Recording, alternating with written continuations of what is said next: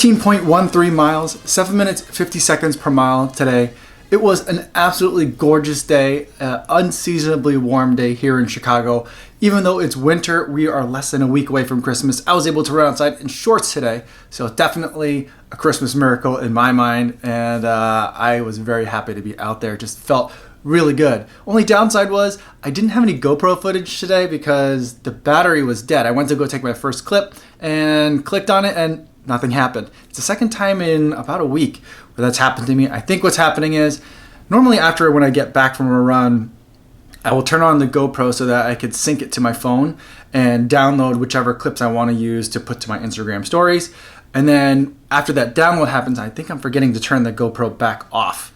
And I don't know why it doesn't automatically turn itself off, but that's my theory as to what's happening and why my GoPro battery's been dead twice now in the same week when I went to go use it. Today what I want to talk about is iSmoothRun, which is the app I've been taking a look at over the past couple of days and I made a video about yesterday, and how I can sync that data to any of the other social networks or run tracking networks that I want to.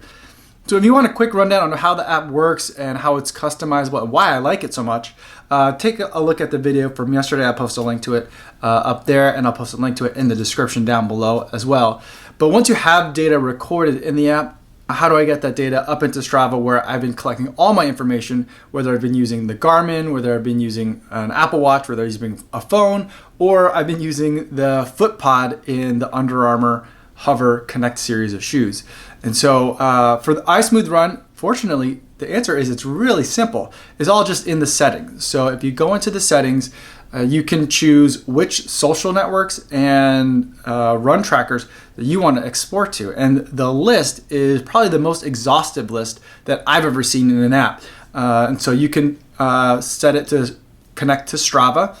All you have to do is log in with your Strava credentials, and after the run, that data doesn't automatically push. I had to push a button to make that data push up, but that's okay. I'll gladly take that to make that data go from one app to another. Once I got the data into Strava, the numbers seemed really reliable. And so I liked iSmoothRun's ability to take care of the basic metrics. How far am I running? How fast did I run? What's the GPS tracing look like? And that data came over into Strava just fine.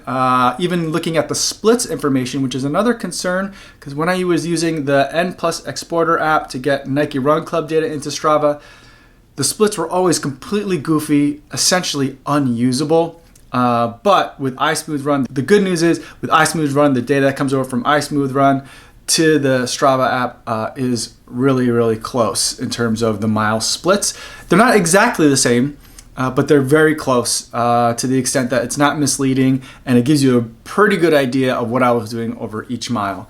If there's something where I actually needed to look at the exact splits and the miles in terms of whether I hit my paces or not, I would probably still look to the original source app. But at least for the most part, for the day-to-day, I can look at the mile splits in Strava to get a general sense of what I'm doing. So that's been a really good thing. Something else that I noticed in looking at that list were two things. One was there was an option for Nike Plus. I clicked on that to see if I could get data from iSmoothRun to Nike Plus, because the one thing that I do like about the Nike Run Club app, there's a couple of little things that I really like about it, which is why I'll probably still manually upload data to it, is that they have those run color badges.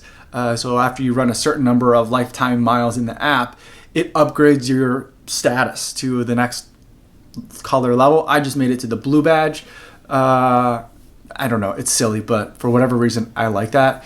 I tried to make it push over from iSmoothRun to Nike Plus or the Nike Run Club app, but you get an error message that pops up from the app that shows a little bit of their frustration with Nike, and it says that they're trying to close off their ecosystem as much as possible, and so now the iSmoothRun to Nike Run Club integration no longer exists, which is consistent with other things that we've been seeing around here, and the whole reason why I started looking at other apps in the first place, which is that Nike is closing its ecosystem down. If you want to use it, you got to be in it, kind of thing, and so that's a little bit frustrating. The other thing that I thought was interesting is you can push iSmoothRun data to Twitter. And I thought that was really weird to do. Although I've seen I pushed stuff from Strava to Twitter all the time. I'll post a photo to the Strava activity, and then if you share an activity from Strava to Twitter, it puts some of the run metrics on it, and you can tweet that image out. But what it does in iSmoothRun is it lets you also, or alternatively, live tweet when you're in the middle of an activity, which I thought was really interesting, and I thought could be something that I might use the next time I have a big race. And so that way every 1 mile or so you'd get a tweet update in terms of what my, and you can configure the data that gets tweeted out, whether it's current pace, average pace, the last mile split, because iSmoothRun does take a plethora of data points. You can have a plethora of different things that auto-populate when you send a tweet out during a run, and I wouldn't even have to do anything. So that's kind of a really cool idea. One other thing that I noticed is yesterday I talked about one of the downsides of this app on the watch was that when you do the lap, you had to do a lot of button pressing in order to get that interval data to go away. And what I did was I switched the setting from making the 2 buttons that you press on your Apple Watch 2 that you can use in a lot of run activities. You can change it to what that button press or that double button press does.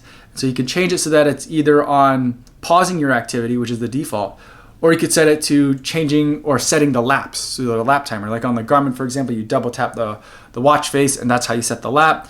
That doesn't always work all that great for me, and so I do like having the double button press as a way of marking the lap. And one of the things I did was I did flip my Apple Watch around so that the digital crown is no longer in the upper right, it's in the lower left. And that just makes more sense to me because then ergonomically, rather than doing this, I can just do this. And that's just more natural of a hand movement, especially if I have gloves on. And so that's something that I did for this run. And when I did that, I noticed that after a certain amount of time, it was a long time, 15 seconds, but after a certain amount of time, the lap interval data would automatically swipe away and I'd get back to my regular data fields that I had customized. So that was really nice to figure out because then I don't have to swipe a whole bunch of times after I've set a lap. I don't have to swipe it to make that data go away to see my ongoing information. So really cool, very happy with that. I don't know why I couldn't figure that out yesterday, but when I did try to manually set the lap using the interface, even with this, the double button press setting switched, after that lap interval information went away, I was still on the second screen with all the 5 buttons that are hard to press, and there's the stop activity button that's dangerously close to everything else. So I did still have to like swipe something away. So if you want that data to go away automatically after you run an interval, set it so that way the double press button marks your laps, and that's how you'll get that. But overall, I think that iSmoothRun, with those things now kind of figured out and taken care of, does everything that I need. And so I'm extremely happy with it. And I think the search is kind of over. This is the app that I'll use. I really like how it works. I can customize the data however I want. The information that I'm getting seems very reliable, and it pushes to the run tracking app that I want. And so I'm really happy. But you guys have mentioned work outdoors so many times in the comments over the past couple of days, and when I just first started experiencing some difficulties with run tracking on the Apple Watch. I'm going to try out work outdoors next, so that'll be coming up. I've got a couple of other videos that need to get made before the end of the year, so I don't know that I'll have a review on it right away, but it's something that I will be taking a look at. I just took a quick look at some of the screenshots, and as much as I like the iSmoothRun's configurability, Work outdoors is the same, it seems, in terms of configurability, but it just looks a little bit nicer. And so I'm kind of drawn to it that way. So I'm going to give that a shot, and I'll let you know in the next coming weeks what I think about that. So if you're interested in that, hit the subscribe button so that way you'll know exactly when that video comes out.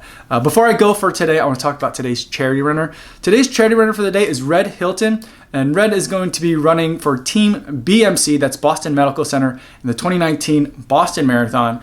And what Team BMC does is it provides medical care to Boston area's most vulnerable populations, those who are poor or in the working poor and can't afford good medical care. Team BMC makes sure that those people are taken care of. So a very worthy cause. I've donated $10 to that fundraising effort, and if you'd like to read more about it, I'll post a link in the description. That's all I have for today, everybody. Thanks so much for watching, and I'll see you guys tomorrow. Yo, what's going on?